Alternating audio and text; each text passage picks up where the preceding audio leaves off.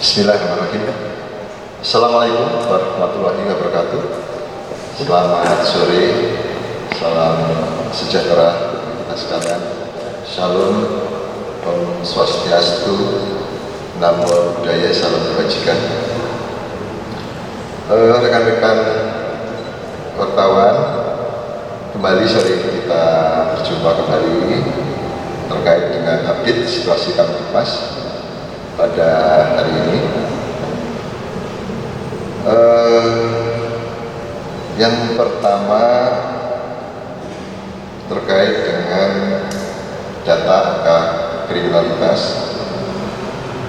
Berdasarkan data statistik yang tercatat oleh kepolisian bahwa pada minggu ke-24 dan minggu ke-25 telah terjadi penurunan gangguan Kamtipmas sebesar 9,36% dengan perincian 5.876 kasus, dan minggu ke-24 pada minggu ke-24 dan 5.326 kasus pada minggu ke-25, atau mengalami penurunan sebanyak 514 kasus. Pada periode ini yang menjadi catatan kepolisian ada 5 kasus besar yang termasuk dalam kejahatan konvensional, yaitu yang pertama pencurian dengan pemberatan atau curah. Pada minggu ke-24 sebanyak 693 kasus. Kemudian pada minggu ke-25 sebanyak 525 kasus, sehingga mengalami penurunan sebanyak 168 kasus atau 24,24%. Kemudian yang kedua, narkotika. Pada minggu ke-24 sebanyak 743 kasus. Pada minggu ke-25 sebanyak 669 kasus, sehingga mengalami penurunan 74 kasus atau 9,95%. Yang ketiga, curanmor khususnya roda 2. Pada minggu ke-24 sebanyak 226 kasus. Pada minggu ke-25 sebanyak 160 kasus, sehingga mengalami penurunan 66 kasus atau 29,20%. Kemudian yang keempat, penggelapan. Pada minggu ke-24 sebanyak 421 kasus. Kemudian pada minggu ke-25 terdapat 362 kasus, sehingga mengalami penurunan 59 kasus atau 14,1%. Kemudian yang kelima, perjudian. Pada minggu ke-24 sebanyak 104 kasus, dan pada minggu ke-25 terdapat 51 kasus, sehingga mengalami penurunan 53 kasus atau 50,96%. Kemudian yang selanjutnya, perkembangan penyelidikan ABK kapal Langsung 629 terkait dengan perkembangan kasus ABK kapal Langsung 629, penyidik telah menetapkan 3 tersangka atas nama Z selaku mantan direktur PT SMG, kemudian atas nama MK selaku direktur PT LBB, dan atas nama S selaku penerima ABK PT LBB. Ketiga berkas perkara tersangka sampai saat ini penyidik masih melengkapi. Untuk selanjutnya tentunya sebagai langkah melengkapi proses pengiriman tahap 1 ke JPU.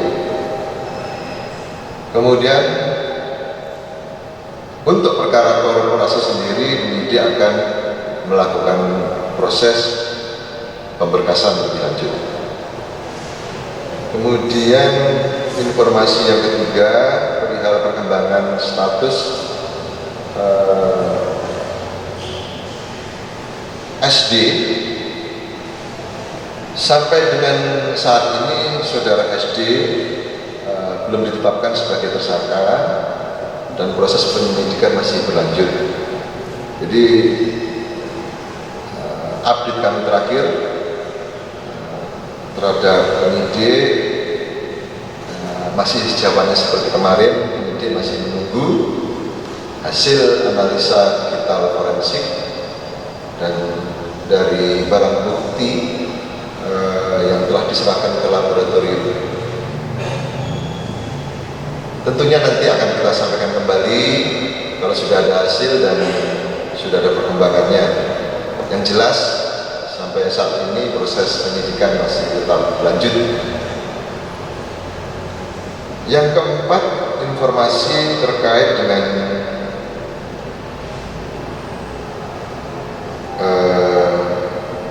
bom di Banda Aceh. Sampai dengan saat ini polisi masih melakukan penyelidikan terhadap pelaku dan motif dari peletakan benda tersebut, yaitu di flyover Simpang Surabaya, Banda Aceh. Tentunya setelah dilakukan oleh TKP, benda tersebut sudah didisposal dan sisanya telah diamankan oleh Gegana Brimopolda Aceh. Sehingga kami mohon waktu penyidik terus melakukan penyidikan terkait dengan kasus tersebut. Kemudian yang kelima, terkait masuknya OTK ke Makosat Brimopolda Sultra dan penyerangan Wakapolres Karanganyar. Rekan-rekan media sudah ketahui bersama, rekan-rekan wartawan sudah ketahui bersama bahwasannya hari Sabtu tanggal 20 Juni 2020 ada orang yang tidak dikenal memaksa masuk di Makosat Brimopolda Sultra yang menyebabkan personil yang melakukan penjagaan harus mengeluarkan tembakan peringatan. Jadi perkembangan yang dapat kami sampaikan bahwa dari keterangan saksi-saksi dan barang bukti bahwa pelaku atas nama Salman 41 tahun terindikasi mempunyai gangguan jiwa. Yang pertama, yang bersangkutan memang selama penyidikan tidak konsisten. Ada beberapa bisa menjawab pertanyaan penyidik, namun banyak hal yang mereka tidak bisa menjawab dan tentunya ini menjadi evaluasi karena yang bersangkutan tidak konsisten. Kemudian yang kedua, hal ini juga dikuatkan dengan temuan adanya kartu kontrol dan surat resep dari Rumah Sakit Jiwa Provinsi Sulawesi Tenggara. Rencananya hari ini yang bersangkutan akan diserahkan kepada keluarganya dan akan dibawa ke Rumah Sakit Jiwa untuk dilakukan perawatan. Kemudian terkait dengan penyerangan Wakapolres Karanganyar, kemarin Minggu tanggal 21 Juni 2020 kita ketahui bersama bahwasanya Wakapolres Karanganyar Kompol Sony diserang oleh orang tidak dikenal saat memimpin kegiatan susur gunung di Gunung Lawu, Karanganyar, Jawa Tengah. Saat terjadinya insiden tersebut, Wakapolres serta drivernya telah melakukan perlawanan dengan cara menepis dan melumpuhkan pelaku dengan melakukan dengan tegas terukur melepaskan tembakan ke arah paha pelaku yang mengakibatkan dari tindakan tegas tersebut pelaku meninggal dunia di Rumah Sakit Umum Daerah Karanganyar dikarenakan kehabisan darah. Kita ketahui bersama juga bahwasanya dari akibat tersebut mengakibatkan 3 orang luka, yaitu 2 anggota Polri dan 1 warga sipil, dan ketiganya telah dilakukan perawatan di RSUD Karanganyar. Dari hal tersebut di atas, ini dari 2 kasus di atas, tentunya pimpinan Polri telah memerintahkan kepada seluruh jajaran untuk memperkuat pengamanan Mako dengan memperketat penjagaan serta melakukan selektif, melakukan pemeriksaan terhadap orang-orang yang akan masuk ke dalam Mako.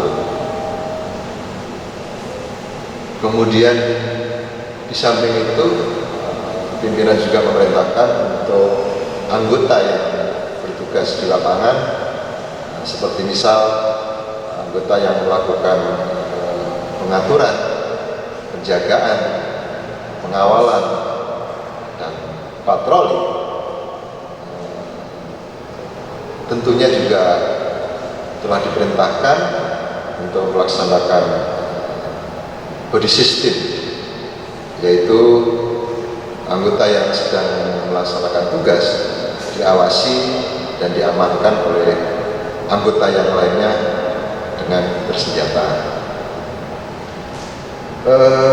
Informasi yang terakhir terkait dengan surat telegram Kapolri mengenai pedoman pelaksanaan kegiatan pengamanan Pilkada serentak tahun 2020. Jadi rekan-rekan sudah ketahui bersama bahwasanya KPU RI telah mengeluarkan peraturan KPU nomor 5 tahun 2020 tanggal 12 Juni 2020 tentang perubahan penyelenggaraan pemilihan gubernur dan wakil gubernur, bupati dan wakil bupati, wali kota dan wakil wali kota tahun 2020.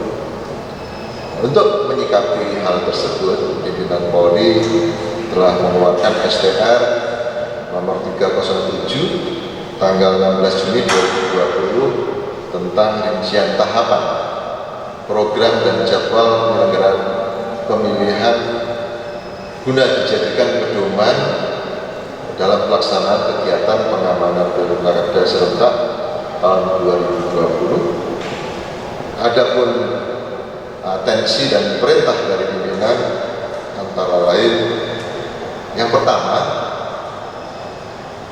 bahwa para Kasatwil diperintahkan untuk melaksanakan deteksi dini dan monitoring pasca dikeluarkannya peraturan KPU nomor 5 tahun 2020. Kemudian yang kedua, para Kasatwil untuk melakukan koordinasi secara proaktif dengan penyelenggara pilkada dan instansi terkait lainnya. Kemudian yang ketiga, para Kasatwil diperintahkan untuk segera menyusun rencana operasi Mantap Raja sesuai dengan karakteristik wilayah masing-masing. Jadi demikian informasi yang bisa kami sampaikan pada sore hari ini. Terima kasih. Wassalamualaikum warahmatullahi wabarakatuh. Salam sehat.